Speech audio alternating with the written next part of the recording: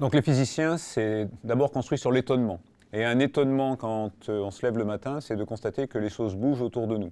Alors d'abord, si les choses bougent autour de nous, ça veut dire qu'il y a des choses. Par exemple, je prends ces deux objets, ces deux petits bonshommes-là, et ça signifie que je peux parler, je peux le tenir, je peux le poser sur la table, je peux le reprendre, c'est-à-dire qu'il peut avoir sa vie autonome indépendamment de moi. Et il peut interagir avec moi quand je le touche. Donc je peux parler de son mouvement. Même chose pour celui-là. Je peux commencer à parler du mouvement de ces deux petits bonshommes. Et quand on regarde autour de nous, des objets, des choses, des personnes, etc., qu'on peut définir comme étant des objets qui bougent, eh bien, c'est toute la vie autour de nous. Toute la vie autour de nous, c'est ces mouvements. Bon, quand on regarde ces mouvements, on a l'impression d'un bazar complet. Ça bouge dans tous les sens, c'est des mouvements très complexes, très compliqués, et donc la question, c'est comment on s'y retrouve là-dedans. Et pour les physiciens, ça a été une longue histoire de savoir comment on se retrouve avec le mouvement. C'est une histoire qui est vraiment marquée par Galilée, par Newton, par toute cette physique du mouvement associée à la façon dont les choses bougent.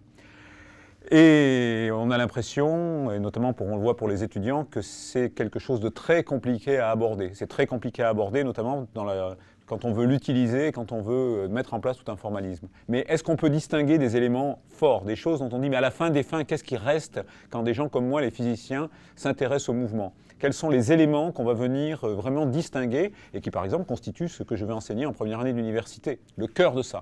Le déplacement en ligne droite, le départ et l'arrivée, l'aller-retour, la courbure, le mouvement circulaire, et la rotation sur soi-même.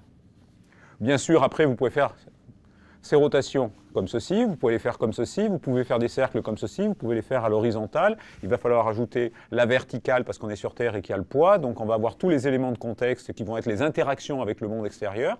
Mais en ce qui concerne le mouvement, quand même, lorsque vous aurez mis la ligne droite, le départ, l'arrivée, l'aller-retour, le cercle avec la courbure, et que vous aurez mis la rotation sur vous-même et que vous aurez mis ça dans les 3 dimensions, eh bien, vous aurez à peu près l'essentiel de ce que finalement j'aimerais bien réussir à faire comprendre et à transmettre à mes étudiants.